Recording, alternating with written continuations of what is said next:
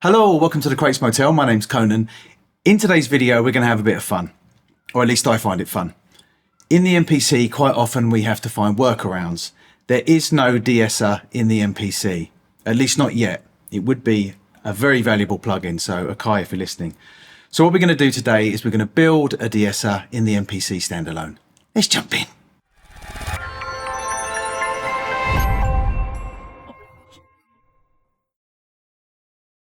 Okay, so before we get deeply into this, I'm going to explain in layman's term what a De-Esser is. We don't need to go into massive detail, but basically a De-Esser is a process where you reduce sibilance on a vocal or some hi-hats or anything that has kind of an ugly high end.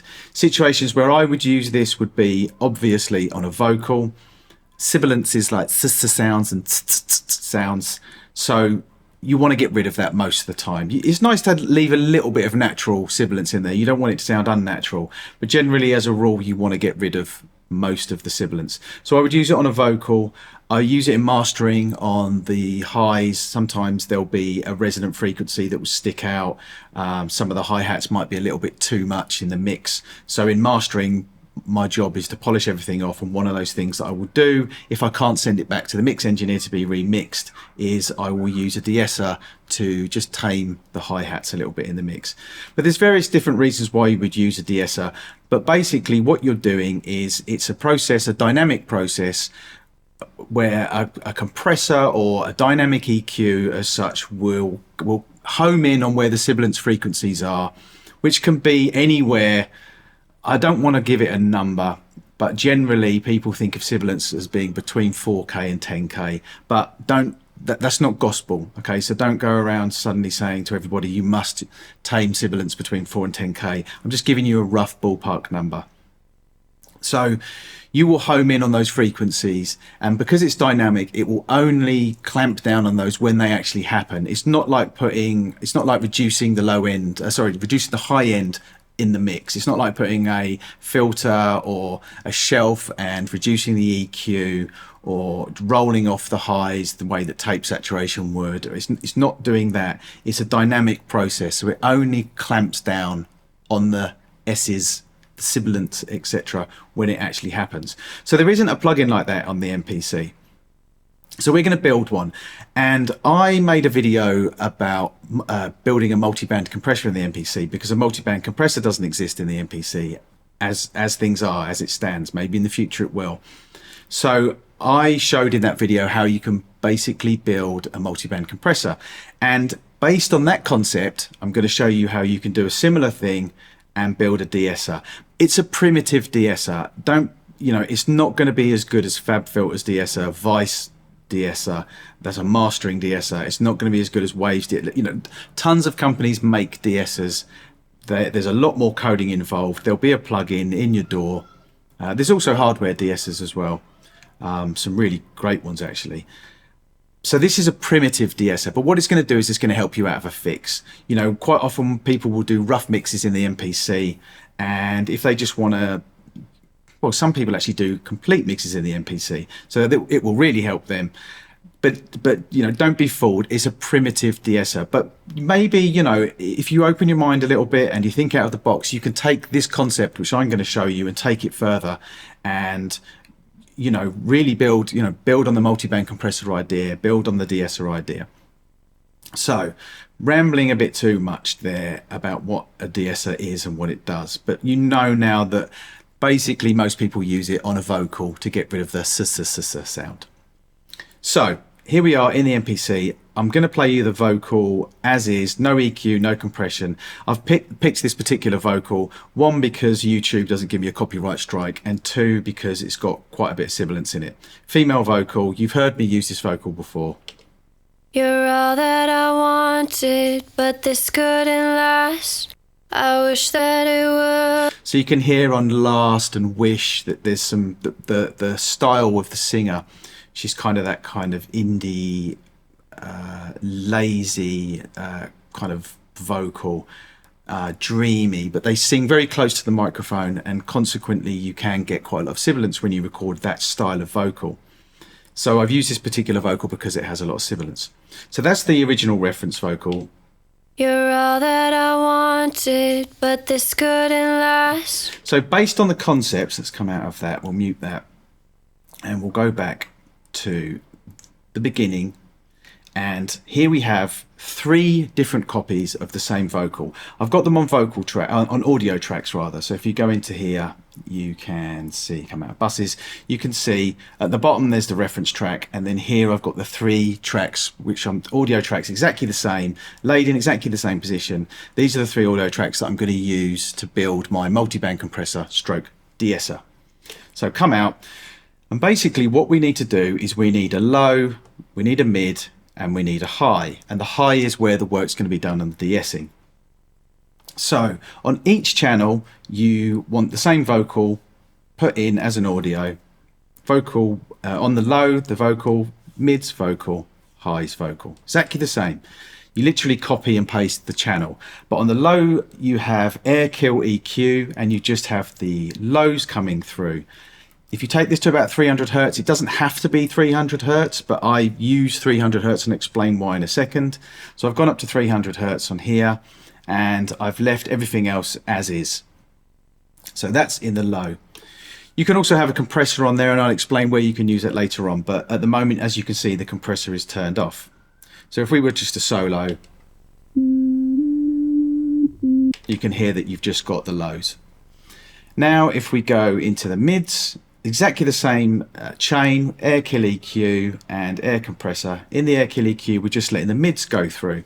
The way we've got the mids set up is 300 Hertz because that's where we had the low, that's your crossover. And we've got 0.35 kilohertz here because that's where the crossover is going to be for the highs. So make sure you set those correctly because basically the middle, you're not going to be touching that at all, but you want the crossover set up correctly. That where your low is and that where your high is. And then obviously you only let the mids through. So let's just play the mid. You're all that I wanted. So that's where the bulk of a vocal is, but it doesn't tend to be where your sibilants will sit. So let's come out of that, and then we go on to the third one, which is your highs. So here we have the air kill EQ and the air compressor, but we are using the compressor, and I'll explain why in a second.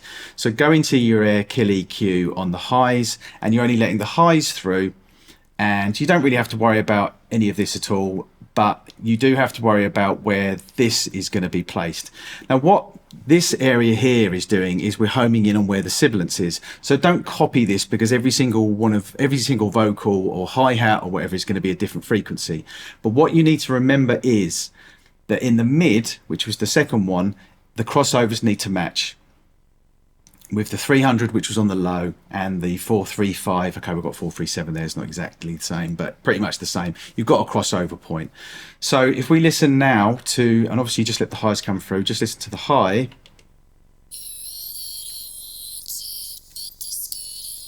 I'm hoping that you can hear that on YouTube. I will turn it up. So what I've done is I've listened to it, just soloed this, and I've homed in on where the sibilance is. And then with the compressor, you can pretty much copy these because these kind of set up with the longer release, the shorter attack, the ratio around about 4:1, although it's 3:9:1 here. You can kind of go with those because you want a bit of a longer release than you would on say a mix bus or a snare drum, and you want a faster attack because you want it to catch those sibilances. You want them to catch quickly. You don't really want the transient to come through. You want it to clamp down. So you want a faster attack. And literally, if I press play here, using this threshold, I dialed that in so that I could start seeing only the sibilances being clamped down on.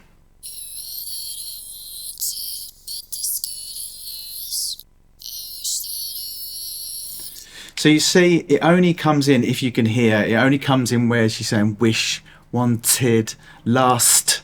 So where those sibilants, sorry, I hate doing that overemphasis sibilants thing, so I do apologise. If you watch where the threshold, where the gain reduction is happening, I'm just homing in with the threshold. That's why you can't copy these numbers completely because the threshold is going to be slightly different and the sibilance frequency is going to be slightly different. But I dialed it in around about 4.35. That was where the sibilance was happening in the vocal. So what's happening here now is only, you only want the compressor to tickle that sibilance. And I'll show you in a moment what happens if you overdo it. As like I said, it's good to still have a bit of natural sibilance in there.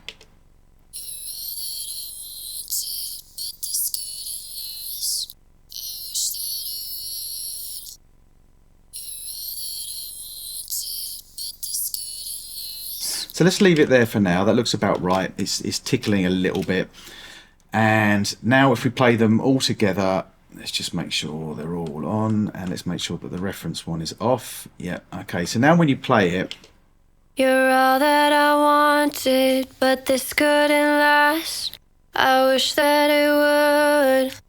Okay, now if I could quickly compare that to the original version. You're all that I wanted, but this couldn't last. Listen to the last, the way she says last.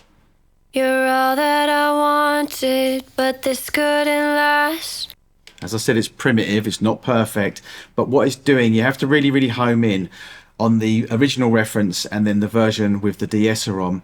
What it's doing, also bear in mind that this is not in context, this is the vocal soloed. When it's actually in the mix, it will reduce a little bit as well. The sibilance won't stand out as much. But listen to the S's, the last, the wish, the wanted, on the original version, and then I will play the version with the De-Esser, and you'll hear that it just sounds a bit more subtle, a bit more rounded off. It's not so in your face. So again, we'll start with the vocal reference, the original.